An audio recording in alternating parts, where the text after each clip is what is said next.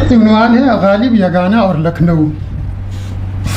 مرزا واجد حسین کا پہلا تخلص یاس تھا، لیکن جب عظیم آباد کے ایک مشاعرے میں سنایا گیا ان کا یہ قطعہ ہمدم لکھنؤ میں شائع ہوا، جان سے بڑھ کر سمجھتے ہیں مجھے یاس اہل دل، آبروئے لکھنؤ خاک عظیم آباد ہوں۔ لکھنؤ کے فیض سے ہیں دو دو سہرے میرے سر، ایک تو استاد یگانہ دوسرے داماد ہوں۔ تو اہل لکھنؤ آبروئے لکھنؤ اور خاک عظیم آباد والے مصرے پر چراغ پا اٹھے۔ یاس کو یہ بات پسند نہ آئی کہ اہل لکھنؤ سے ان کی تعلی بھی برداشت نہیں ہوتی، سو انہوں نے آخری مصرے میں بطور صفت استعمال ہونے والے لفظ یگانہ کو رد عمل کے طور پر اپنا تخلص بنا لیا۔ گویا اس طرح اہل لکھنؤ اور یاس یگانہ کے بیچ آئندہ پیش آنے والے افسوسناک مارکے کی ایک دلچسپ ادبی بنیاد پڑی۔ خود یگانہ لکھنؤ کی غزلوں میں رائج الوقت مرثیے کی یاسیت، شاعروں میں بیجا غریب پرستی اور اہل لکھنؤ کے زباندان اور سخنور ہونے کے دعووں سے خوش نہیں تھے۔ اس عہد کے ممتاز شعراء صفی، عزیز، ثاقب اور معشر غالب کے ہمنوا تھے اور اپنے عہد کی آبرو۔ یگانے نے ان سب سے منفرد لب و لہجہ اپنایا، اس زمانے کی شاعری اور شاعروں کو نشانہ بنایا اور لکھنوی شاعروں کی زبان و بیان کو چیلنج کیا۔ ظاہر ہے ان کا یہ مجتہدانہ رویہ اہل لکھنؤ کو پسند نہیں آنا تھا، چنانچہ اہل لکھنؤ کا یگانہ کے ساتھ ایک تلخ مارکہ شروع ہوا۔ یوں بھی ادبی مارکے برپا کرنے میں اہل لکھنؤ کا جواب نہیں۔ میر و سودا، آتش و ناسخ، انشاء و مصطفی اور انیسی اور دبیریے کے مارکے ادبی تاریخ کے حصے ہیں۔ اس مارکے میں ایک طرف اکیلے یگانہ تھے اور دوسری جانب اہل لکھنؤ کی پوری جماعت، جس کا نام معیار پارٹی رکھا گیا تھا۔ تسلیم کرنا چاہیے کہ یگانہ سخت مزاج تھے، انا پسند تھے اور نفسیاتی رد عمل میں مبتلا بھی۔ ایسے ہی معیار پارٹی والے اہل لکھنؤ عصبیت، شیخی اور احساس برتری کا شکار تھے، جو باہر والوں کو نہ صرف کم آنکھتے بلکہ کمتر سمجھتے بھی تھے۔ اسی نفسیاتی گرہ کی بنا پر لکھنؤ والوں نے میر کی بھی ہنسی اڑائی اور علامہ اقبال کو شاعر کے بجائے ناظم کہتے تھے۔ پھر بھلا وہ یاس کی ہمسری یا برتری کو کیسے تسلیم کرتے، وہ بھی تب جب وہ کھلے عام سب کو چیلنج کر رہے ہوں۔ چنانچہ یہ مارکہ محفلوں، مشاعروں اور اخبارات و رسائل کی چھیڑ چھاڑ اور طنز و تمسخر کے راستے سے ہوتا ہوا ادبی حدود سے نکل کر رکاکت، مغلظات اور ذہنی و جسمانی اذیتوں اور ناروا سلوکوں پر تمام ہوا۔ 1914 میں نشر یاس کے عنوان سے جب یگانہ کا مجموعہ کلام لکھنؤ کے معتبر اساتذہ اور برگزیدہ ہستیوں کی رائے کے ساتھ منظر عام پر آیا، جس میں ان لوگوں نے یگانہ کو نہ صرف زبانداں بلکہ اہل زبان بھی تسلیم کیا تھا، تو یہ دیکھ کر اہل لکھنؤ نے بڑا واویلا مچایا کہ لکھنوی اساتذہ نے ایک عظیم آبادی شاعر کو اہل زبان اور استاد فن کی سند دے کر لکھنؤ والوں کی ناک کٹوا دی۔ ان لوگوں نے یگانہ کی کتاب پر تعریفی کلمات لکھنے والے اساتذہ لکھنؤ کو تو کچھ دنوں کی لے دے کے بعد بخش دیا، لیکن یگانہ سے مزید معاندانہ برتاؤ پر اتر آئے، غالباً اس لیے کہ بقول مجنو گورکھ پوری کوٹ ہے، لکھنؤ والے کے اندر اتنا ظرف کبھی نہ تھا کہ اچھا ہوا کہ انیس صاحب چلے گئے ہیں۔ لکھنؤ والے کے اندر اتنا ظرف کبھی نہ تھا کہ یہ مجنو گورکھ پوری کا کوٹیشن ہے، لکھنؤ والے کے اندر اتنا ظرف کبھی، ہم تو کہہ رہے تھے کہ اچھا ہوا انیس اشفاق صاحب تشریف لے جا چکے باہر۔ لکھنؤ والے کے اندر اتنا ظرف کبھی نہ تھا کہ کسی باہر کے بڑے سے بڑے شاعر کو لکھنؤ کے چھوٹے سے چھوٹے شاعر کے مقابلے میں کوئی بلند مقام دے سکے۔ عزیز اور صفی اور ان کے گروہ نے یاس کی شاعری کو اپنے لیے ایک خطرہ سمجھا اور ان کا نام تک مٹا ڈالنے کی کوشش کرنے لگے۔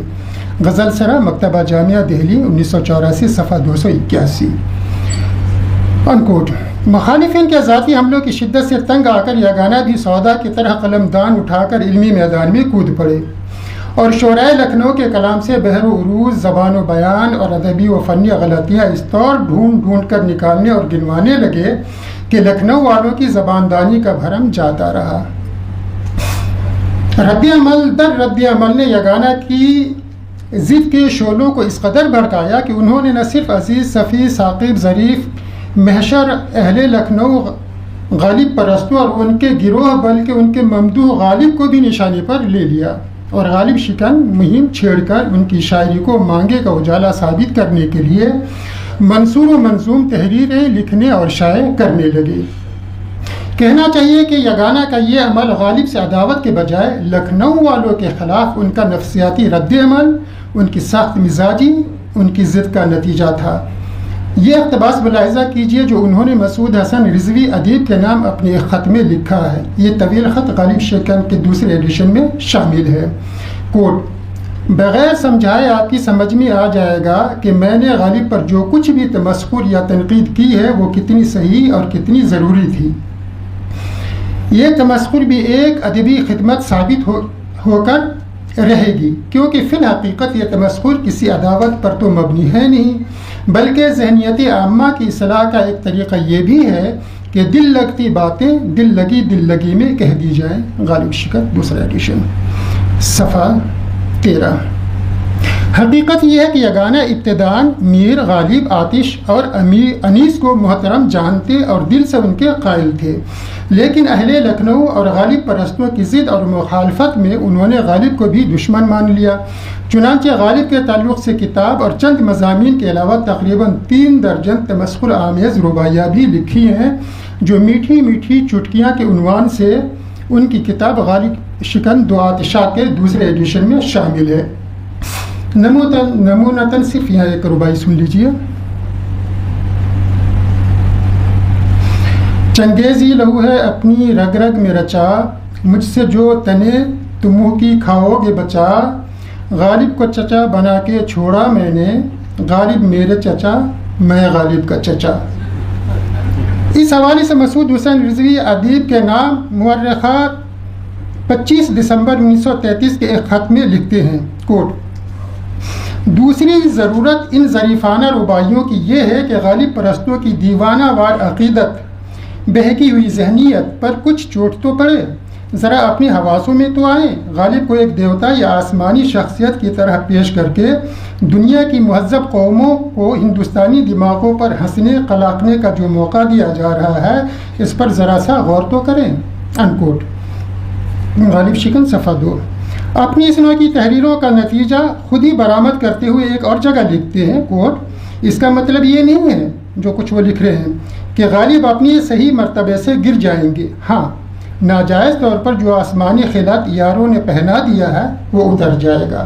انکوٹ۔ نشان زد رہے کہ یگانہ لکھنؤ والوں کے خلاف اپنی اس پوری جنگ کو ادبی سطح پر بذریعہ قلم لڑتے رہے، مگر لکھنؤ والوں سے جب کوئی معقول جواب نہ بن پڑا تو انہوں نے یگانہ کو جسمانی طور پر جس طرح ذلیل و رسوا کر سکتے تھے کیا۔ یوں یگانہ نے گالیاں کھائیں، مغلظات سنے، نقصانات اٹھائے، دربدری سہی اور معاشی تنگی کا شکار ہوئے۔ ایسا جانیے کہ یگانہ نے علمی طور پر اپنی کتاب اور مضامین کے ذریعے لکھنؤ شکنی اور غالب شکنی کی، اور لکھنؤ والوں نے بزور طاقت جسمانی طور پر یگانہ شکنی میں کوئی کسر اٹھا نہ رکھی۔ حالانکہ یگانہ غالب کے حوالے سے جو کچھ لکھ رہے تھے اس کا ان کے پاس ایک منطقی جواز تھا۔ یہ اقتباس ملاحظہ کیجئے۔ کوٹ: میں نے گزشتہ 20 سال کی مدت میں مختلف مضامین کے ذریعے سے غالب کی شاعری کے مجروح پہلوؤں پر روشنی ڈالنے کے سوا ان کے کیریکٹر سے زیادہ بحث نہیں کی، جن پر خود ان کے مکتوبات اور قصائد وغیرہ سے روشنی پڑتی ہے۔ اور قاطعی برہان تو غالب کی بد لگامی و بد زبانی کی روشن مثال ہے۔ غالب کی دیکھا دیکھی مجھے بھی کھری کھری سنانے کی عادت پڑ گئی۔ اس امر خاص میں مجھ پر غالب کا ہی پرچھاواں پڑا ہے۔ لوگوں کو میری اس عادت سے نفرت ہے تو ہونی چاہیے، تو غالب سے اور زیادہ نفرت ہونی چاہیے کہ وہ اس فن بریکٹ میں تلخ نوائی کے امام ہیں۔ رکھو غالب مجھے اس تلخ نوائی سے معاف، آج کچھ درد میرے دل میں سوا ہوتا ہے۔ غالب شکن سے، یہ بھی دوسرے ایڈیشن سے 15-16 صفحات۔ یہ بات ملحوظ خاطر رہے کہ یگانہ کے ساتھ پیش آئے ناپسندیدہ واقعے کی وجہ غالب شکن کا غصہ تو بنا، لیکن براہ راست نہیں جیسا کہ مشہور ہے، بلکہ اس کا بہانہ یگانہ کے اس ذاتی مراسلے کو بنایا گیا جو انہوں نے علامہ نیاز فتح پوری کو بھیجا تھا، اور بقول راہی معصوم رضا، جسے انورٹیڈ کوما کے اندر نیاز فتح پوری نے از راہ شرارت صدق جدید کے ایڈیٹر مولانا عبدالمجید دریابادی کو بھیج دیا۔ چونکہ مراسلے اور اس میں شامل رباعیوں سے مذہب کی توہین کا پہلو نکلتا تھا، لہٰذا مولانا ماجد نے اس حوالے سے اپنے اخبار صدق جدید 27 مارچ 1953 کے شمارے میں یگانہ کے خلاف بڑا ہی سخت اداریہ تحریر کیا، جس نے لکھنؤ کے ان غیرت داروں کو اپنے خلاف یگانہ کے سخت تنقیدی مضامین، زبان و محاورات اور روزمرہ پر ان کی گرفت اور شورائے لکھنؤ کی فساد و بلاغت کے خامیے کو نشاندہی جیسے علمی و قلمی وار کا جواب جسمانی زور زبردستی سے دینے کا بہترین موقع فراہم کیا۔ سونے پر سہاگا یہ ہوا کہ مولانا عبدالمجید دریابادی کی جوشیلی تحریر نے ان کے ذہن و دل میں غصے اور انتقام کی بھڑکتی آگ پر گھی کا کام کیا۔ نتیجتاً ان حضرات نے مذہب کے نام پر یگانہ کے ساتھ وہ غیر مذہبی، غیر اخلاقی اور غیر قانونی حرکتیں کی جو آج تک مقدس لکھنؤ کی ادبی تاریخ کی روشن پیشانی پر مکروہ دھبے کی مانند موجود ہے۔ یہاں یہ بات ذہن نشین ہے کہ خود مولانا عبدالمجید دریابادی ایک زمانے میں مذہبی تشکیک کا شکار رہ چکے تھے، اور بقول شخص سے علامہ نیاز فتح پوری نے تو نہ جانے کفر و الحاد کی کتنی حدیں عبور کر لی تھیں۔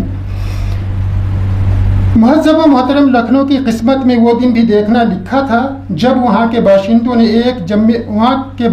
ایک جم غفیر نے 68 سالہ ضعیف و ناتواں یگانہ کے منہ پر تارکول کی کالک پوتی، گلے میں پھٹے پرانے جوتوں کا ہار ڈالا اور شہر میں گلیوں ان کا جلوس نکالا، حتیٰ کہ ان کے چہرے پر تھوکنے تک سے پرہیز نہیں کیا گیا۔ اس سے آگے یہ ہوا کہ یگانہ کے مال و اسباب لوٹے گئے، انہیں نوکری سے نکلوایا گیا اور انہیں بے یار و مددگار کر کے بے گھری کی زندگی کرنے پر مجبور کیا گیا۔ یگانہ کے ساتھ یہ ناگفتہ بھی حالت کیوں پیش آئے، اس کا جائزہ راہی معصوم رضا نے اس طرح لیا ہے۔ راہی معصوم رضا لکھتے ہیں، مولانا عبدالمجید دریابادی نے کوئی چیز نہیں چھوڑی، یگانہ کے خلاف جو جذبات کام کر رہے تھے مولانا نے ان سب کو مشتعل کیا۔ یاس لکھنوی نہیں ہیں، یاس بہاری ہیں، یاس غریب و عزیز و اقبال کے مخالف ہیں، یاس شیعہ ہیں۔ یہی وہ 4 ستون ہیں جن پر یگانہ کی مخالفت کی عمارت کھڑی ہوئی تھی۔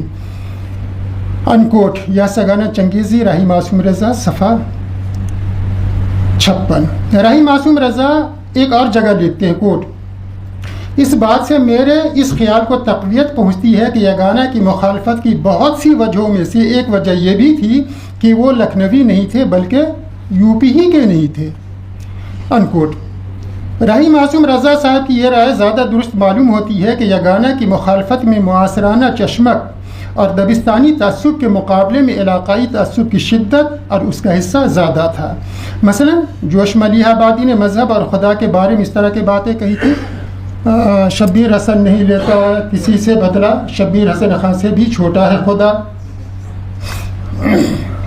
یا پھر خدا کا جنازہ لیے جا رہے تھے فرشتے، لیکن جوش کا جلوس کبھی نہیں نکالا گیا۔ اصغر جوش کا کیا، نظم طباطبائی کا نہیں نکالا گیا، اور دوسرے لوگوں نے بھی اس طرح کی باتیں کی۔ بہرحال اصغر، جگر اور فانی وغیرہ نے یگانہ کے ساتھ جس طرح کا سلوک کیا وہ بھی ناپسندیدہ تھے، اور ایک آدھ دفعہ تو یگانہ سے جگر کی بدسلوکی پر علامہ مہکش اکبر آبادی کے خاموش رہ جانے کو بھی فعل محمود نہیں کہا جا سکتا۔ غالباً یگانہ کو بھی احساس تھا کہ ان کے ساتھ علاقائی تعصب بڑھتا جا رہا ہے، چنانچہ وہ ایک جگہ لکھتے ہیں، کوٹ، زبان اردو کے متعلق بعض جہالت مآب اہل لکھنؤ کا یہی خیال ہے کہ اردو ابھی تک انہی کی ملک ہے اور تمام ہندوستان گویا ان کا تابع فرمان ہے۔ انکوٹ۔ ان کی کتاب چراغ سخن سے یہ اقتباس ملاحظہ کیجیے، کوٹ، میرے حسد شعار احباب کا بھولا پن دیکھیے کہ وہ آج تک اس زبان کے مالک بلا شرکت غیر اپنے سوا اور کسی کو نہیں سمجھتے، لیکن انصاف پسند اور حاسد ہر جگہ ہر قوم میں ہوتے ہیں۔ میر انیس اعلی اللہ مقامہ نے برسر منبر عظیم آباد کو ٹکسال کہا ہے۔ میر و سودا نے راسخ عظیم آبادی کو جب وہ لکھنؤ آئے تھے گلے سے لگا لیا۔ نواب شیفتہ دہلوی نے اپنے تذکرے میں شعرائے عظیم آباد کا قابل قدر لفظوں میں اعتراف فرمایا۔ میر نفیس مغفور نے حضرت استاذی مولانا شاد مدظل یشاد عظیم آبادی ہیں کو اپنوں میں شمار کیا، مگر آج کل کے تنگ خیال لکھنؤے دوسرے شہر کے اہل زبان و اہل کمال کو دیکھ کر حیران ہوتے ہیں اور انگاروں پر لوٹتے ہیں۔ انکوٹ۔ چراغ سخن صفحہ 93-94۔ لیکن یگانہ اپنے ساتھ کیے گئے لکھنؤ والوں کی بدسلوکی اور سخت زیادتیوں کے باوجود جھکے نہیں، حوصلہ نہیں ہارا اور اپنے موقف سے ہٹے نہیں۔ ادبی تاریخ گواہ ہے کہ اس 20 سالہ طویل ادبی جنگ میں یگانہ چنگیزی نے کسی بھی محاذ پر شکست نہیں کھائی، نہیں اپنے حریف گروہ کی مانند رکاکت و مغلظات اور شودے پن کا سہارا لیا۔ اب ہمارے مصلحت پسند اور مقلدین نقاد حضرات یگانہ کو حق بجانب قرار دینے اور ان کی ادبی و فنی خدمات کا قرار واقعی جائزہ لینے کے بجائے بھلے ہی غالب شکن کے طور پر انہیں مجرم ٹھہراتے رہیں اور ان کے علمی کارناموں پر پردے ڈالتے رہیں، لیکن بقول ممتاز حسین سچ تو یہ ہے کہ یگانہ کی جنگ اس ماحول کے خلاف تھی جہاں ہنر، فن، شعر و ادب کی کوئی قدر نہ تھی۔ وہ اپنی مشن میں اتنے کامیاب رہے کہ آج میدان انہی کے ہاتھ ہے۔ انکوٹ۔ بلا شبہ اہل لکھنؤ اور ان کی تقلید کرتے ہمارے ناقدین و مؤرخین یگانہ کو نظر انداز کرتے رہیں، مگر نہیں بھولنا چاہیے کہ وقت کا پہیہ دھیرے دھیرے ہی صحیح گھوم رہا ہے۔ سو یقین رکھنا چاہیے کہ وہ دن دور نہیں جب یگانہ کی صلاحیتوں اور ان کے نظر انداز کیے گئے حقوق کا منصفانہ جائزہ لیا جائے گا اور زبان و ادب کے تاریخی مدارج میں انہیں ان کے جائز مقام پر فائز کیا جائے گا۔ کہنے کی اجازت دیجیے کہ یگانہ کے فن و فکر کے جائزے پر مبنی غالب انسٹیٹیوٹ کا یہ 2 روزہ سیمینار اس جانب ایک مبارک قدم ہے، نیک شگون ہے، اور ہمارے عہد کے مصلحت پسند اور متعصب ناقدوں کو بقول آتش یہ چیلنج ہے کہ بازار مصر میں چل یوسف کا سامنا کر، کھوٹے کھرے کا پردہ کھل جائے گا۔ چیلنج سے بہت شکریہ۔